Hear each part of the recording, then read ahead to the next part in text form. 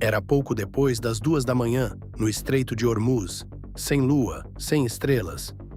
Um sistema de baixa pressão, vindo do Golfo de Omã, havia empurrado as ondas para cerca de 2 metros, agitadas, confusas, o tipo de estado do mar que engole qualquer som. E em algum lugar abaixo daquela água escura, 3 submarinos iranianos avançavam silenciosamente em direção ao navio de guerra mais poderoso do planeta. Isso não é um filme. Não é um exercício de treinamento. E o que acontece a seguir não é o que você esperaria. Hoje vamos percorrer um dos encontros submarinos mais intensos da era moderna.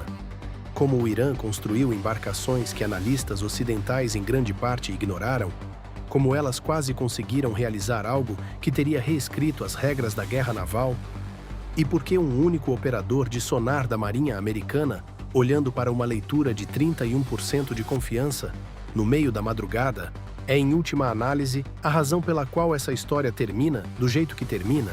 Fique comigo. Essa vai fundo. Vamos começar pela geografia, porque o Estreito de Hormuz não é apenas um cenário aqui. Ele é uma arma. No seu ponto mais estreito, tem cerca de 53 quilômetros de largura. Por ele fluem aproximadamente 20% de todo o fornecimento mundial de petróleo. Petroleiros, navios porta-contêineres, transportadores de gás natural liquefeito, movendo-se dia e noite, ininterruptamente, ao longo de todo o ano. É o único ponto de estrangulamento estratégico mais importante do planeta. Para a Marinha dos Estados Unidos, transitar pelo estreito é uma declaração. Quando um grupo de batalha americano com porta-aviões passa por aquela passagem em direção ao Golfo Pérsico, não é apenas logística, é uma mensagem. Podemos estar aqui. Podemos projetar poder em qualquer lugar desta região em poucas horas após uma ordem de lançamento. Fazemos isso há décadas e continuaremos fazendo. Mas aqui está o problema que a Marinha conhece há exatamente tanto tempo. O estreito é raso. É estreito. E acusticamente é um pesadelo absoluto para se trabalhar. Há o ruído de navios comerciais ecoando pelo Canal Norte. Há camadas de temperatura na água, o que se chama de termoclina, que dobra e dispersa os pulsos de sonar como um espelho de casa dos horrores. Há enorme ruído biológico de vida marinha se concentrando exatamente nessas mesmas camadas de temperatura. E sobre tudo isso, há a assinatura acústica do próprio grupo de ataque do porta-aviões, reatores funcionando, hélices girando, milhares de tripulantes a bordo de 5 embarcações em formação fechada. Para um caçador de submarinos, é como tentar ouvir um sussurro dentro de um estádio durante um show. Para um submarino que não quer ser encontrado, é praticamente o paraíso. O Irã sabe disso. O Irã sabe disso há muito tempo. E durante as 2 últimas décadas, o Irã vem construindo silenciosamente exatamente o tipo de capacidade projetada para explorá-lo. Quando a maioria das pessoas imagina os submarinos iranianos, pensa nas embarcações costeiras mais antigas, pequenas, relativamente barulhentas, o tipo de barcos que analistas navais ocidentais fotografaram, catalogaram e, em grande parte, arquivaram sob a categoria de aborrecimento regional. Isso não está completamente errado, mas é um quadro incompleto.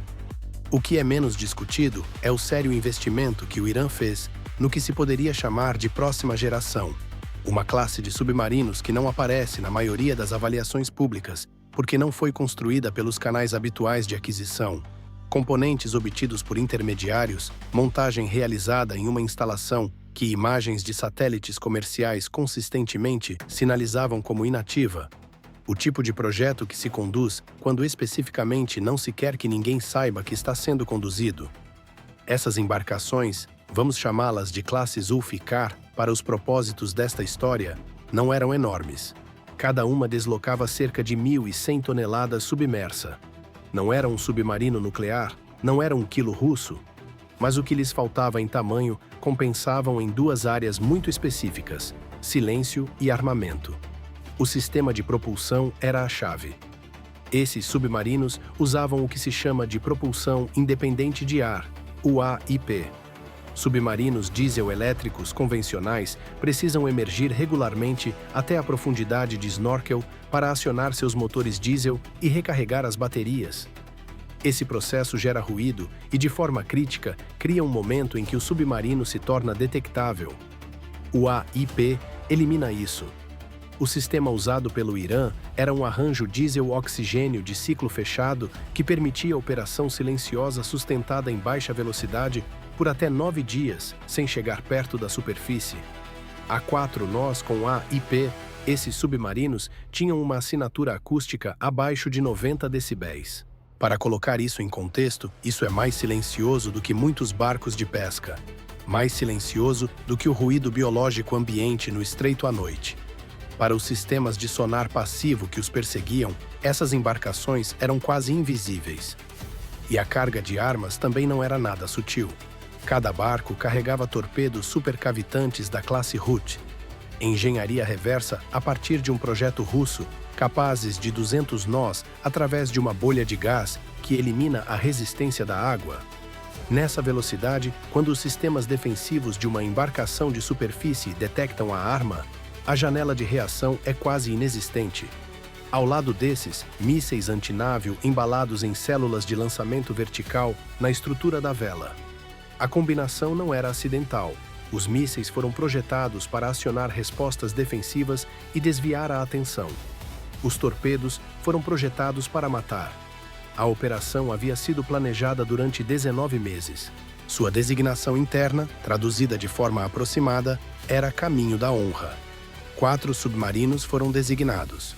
O alvo era o USS Ronald Reagan, CVN-76, um porta-aviões da classe Nimitz com um grupo de ataque completo, um cruzador, 2 contratorpedeiros, um submarino de ataque rápido em reboque e um navio de suprimento. O grupo não havia feito nenhum esforço particular para ocultar sua presença. Havia sido objeto de cobertura da mídia internacional por dias antes do trânsito. Seus transponders A e S transmitiam. Seu caminho era previsível.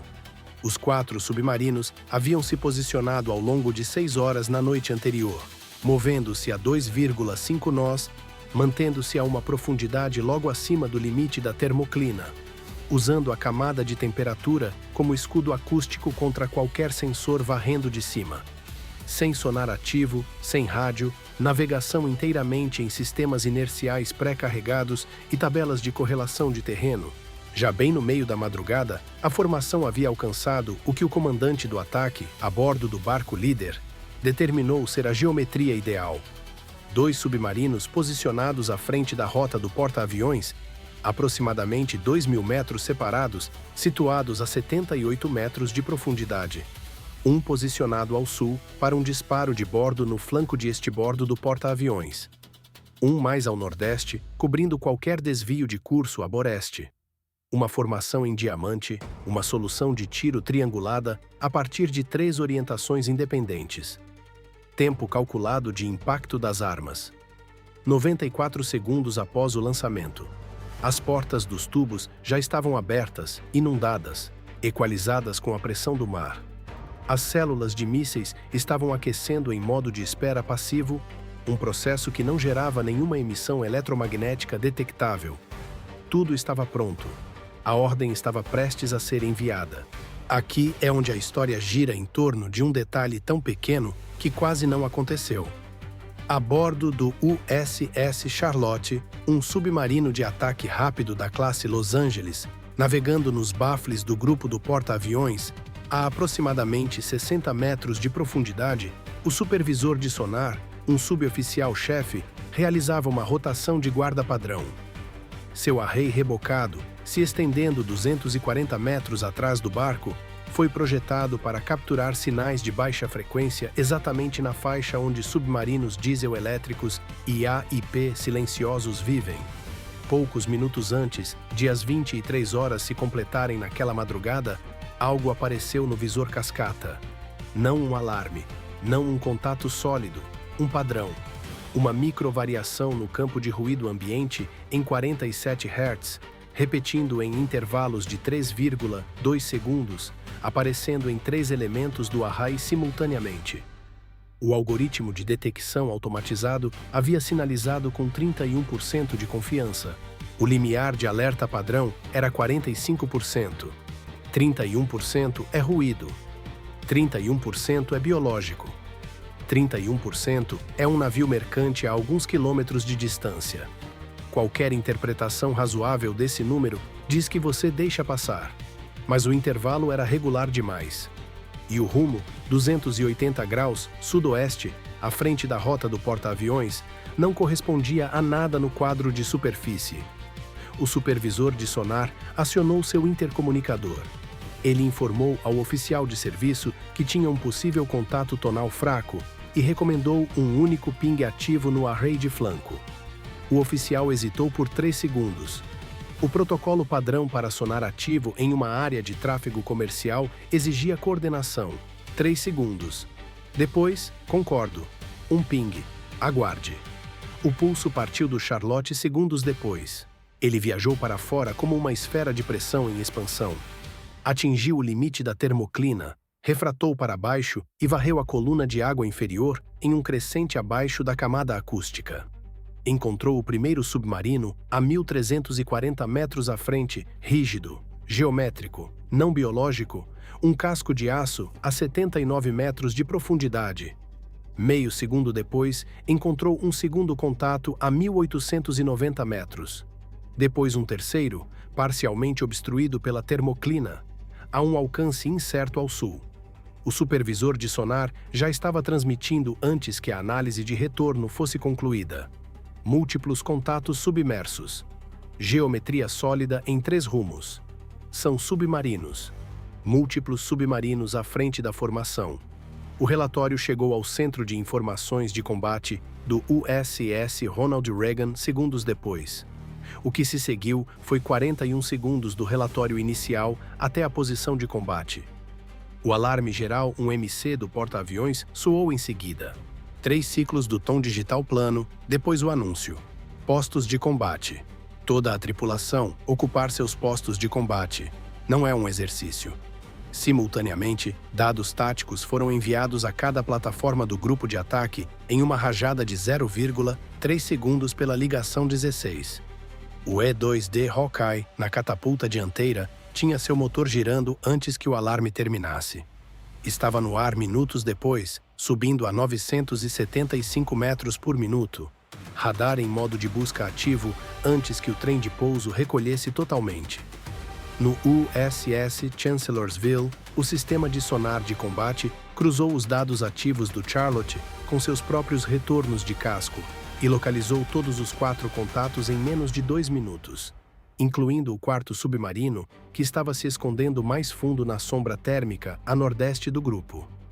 Todos os 4 eram agora rastreados, atualizações de posição a cada 4,2 segundos. O USS Shoup virou bruscamente a bombordo a 30 nós. O USS Milius rumou para Boreste com seu sistema de lançamento vertical girando para orientação de ataque. Ambos os contratorpedeiros com sonar ativo. O estreito brilhou com energia acústica enquanto todo o grupo de ataque passou da detecção passiva para a perseguição ativa. Helicópteros MH-60R Seahawk, 2 do Chancellorsville, 1 do Shoup, estavam no ar em menos de 4 minutos, cada um carregando sonar mergulhante e torpedos leves. Mark 54. Eles se espalharam em um padrão de busca coordenado, voando a 45 metros acima das ondas, mergulhando em pontos pré-calculados que flanqueavam os corredores de movimento projetados dos submarinos. Dentro do submarino iraniano líder, o comandante ouviu os pings, todos eles, de 3 direções simultaneamente. Seu operador de sonar passivo chamava contatos mais rápido do que ele conseguia processar. Embarcações de superfície acelerando, helicópteros, o uivo sustentado de um submarino de ataque americano pintando-os de perto. A geometria havia colapsado. Eles haviam sido encontrados. Ele tomou a única decisão que a situação tática permitia. Lançamento imediato, solução de tiro degradada, saturar o alvo com tudo disponível. A embarcação líder disparou 2 torpedos Hoot e 3 mísseis antinávio em uma salva de 4 segundos. Os mísseis quebraram a superfície a 1.700 metros à frente do USS Ronald Reagan e ativaram imediatamente seus buscadores de radar. travando na enorme seção transversal de radar do porta-aviões. Nunca chegaram perto. O conjunto de guerra eletrônica do porta-aviões identificou as emissões dos buscadores de mísseis no momento em que foram ativados. Frequência, forma de onda, intervalo de repetição de pulso, e respondeu em 180 milissegundos com um feixe de interferência focada. 2 mísseis foram imediatamente balísticos. Orientação destruída, impactando a água a 800 metros aquém do navio. O terceiro perdeu o travamento momentaneamente, readquiriu por seu modo inercial de reserva e foi engajado a 400 metros pelo sistema de armas de curto alcance do porta-aviões, um Gatling de 20 mm girando a 4.500 tiros por minuto, destruído em uma rajada de 0,6 segundos a 310 metros. Os 2 torpedos supercavitantes eram a ameaça mais perigosa. A 200 nós estavam dentro da janela de reação tradicional para defesa contra torpedos, mas o Charlotte já havia corrido à frente do porta-aviões no momento em que os contatos foram classificados, colocando-se entre as armas e seu alvo. Seu sistema de contramedidas implantou iscas acústicas, replicando a assinatura de propulsão do porta-aviões em amplitude mais alta. O primeiro torpedo seguiu a isca. O segundo perdeu seu envelope de supercavitação a 900 metros quando a perturbação acústica rompeu a bolha de gás que lhe dava velocidade. Ele caiu para subsônico, perdeu a coerência de orientação e ficou sem combustível a 200 metros do casco do porta-aviões. O porta-aviões nunca foi atingido. Pouco depois, um helicóptero Seahawk soltou um torpedo Mark 54 diretamente sobre a posição do terceiro submarino. Segundos depois, um segundo helicóptero soltou mais 2 em um padrão de flanco sobre as últimas posições conhecidas do primeiro e segundo submarinos. O USS Milius disparou um foguete anti-submarino que percorreu mais de 4 quilômetros antes de implantar sua carga útil de Mark 54 diretamente sobre o quarto submarino. Um dos submarinos tentou uma expulsão de emergência e subida de emergência. Ele emergiu à superfície com metade de seus tanques de lastro vazios, funcionando com potência máxima, visível no radar de superfície a partir de 3 plataformas simultaneamente. Ele transmitiu uma rajada rádio, encriptada fragmentada, 7 segundos antes do segundo torpedo readquiri-lo em águas rasas. Os outros tentaram mergulhar abaixo da termoclina e fugir para o sul. Nenhum era mais rápido do que as armas que já estavam na água atrás deles. Cerca de 10 minutos após os primeiros disparos, todas as assinaturas acústicas associadas aos 4 contatos haviam cessado. O estreito estava silencioso novamente, ondas de 2 metros, tráfego mercante distante, o ritmo constante dos 4 eixos do porta-aviões ainda avançando em velocidade reduzida enquanto o perímetro era restabelecido. O USS Ronald Reagan não havia mudado de curso, não havia sido atingido, não havia perdido uma única aeronave, marinheiro ou sistema. Todo o engajamento, desde a primeira detecção até a fase terminal, havia levado 11 minutos e 47 segundos. Nenhuma declaração pública foi emitida pela Marinha do ZUA ou pelo Comando Central. A mídia estatal iraniana informou que 4 embarcações da Guarda Revolucionária Islâmica haviam deixado de retornar de um exercício de treinamento de rotina e que uma operação de busca e resgate estava em andamento. As buscas foram eventualmente encerradas. Nenhum destroço foi publicamente atribuído. O Estreito de Hormuz reabriu ao tráfego comercial na manhã seguinte, sem incidentes. Em algum lugar, em um arquivo classificado, este evento foi registrado, catalogado e sepultado ao lado de dezenas de outros que nunca chegaram ao ciclo de notícias. Então, o que você retira de algo assim? Algumas coisas. Primeiro, a ameaça era real, não eram embarcações simbólicas. O Irã havia investido anos e recursos significativos em uma capacidade especificamente projetada para explorar as condições acústicas e geográficas do Estreito de Hormuz. Os torpedos supercavitantes, os sistemas A e P, a formação coordenada em diamante. Era uma operação séria e bem planejada, executada por pessoas que sabiam exatamente o que estavam fazendo. Segundo, a defesa se sustentou, mas não por causa de algum sistema automatizado ou de uma esmagadora lacuna tecnológica. Ela se sustentou porque um operador de sonar confiou em seus instintos em uma leitura de 31% de confiança no meio da madrugada, e um oficial de serviço não esperou os 4 segundos extras que o protocolo tecnicamente poderia ter permitido. E terceiro, esta é a parte que deve permanecer com você. Eventos como este, ou eventos muito próximos a este, podem já fazer parte do registro público. Eles estão simplesmente arquivados sob um nome diferente. O oceano não emite comunicados de imprensa. Os incidentes que moldam o equilíbrio real do poder naval raramente chegam ao seu feed. A linha entre uma operação de presença de rotina e um incidente catastrófico às vezes é medida em hertz, em milissegundos, no julgamento de uma pessoa de guarda no escuro, confiando em um número que quase não valia a pena confiar.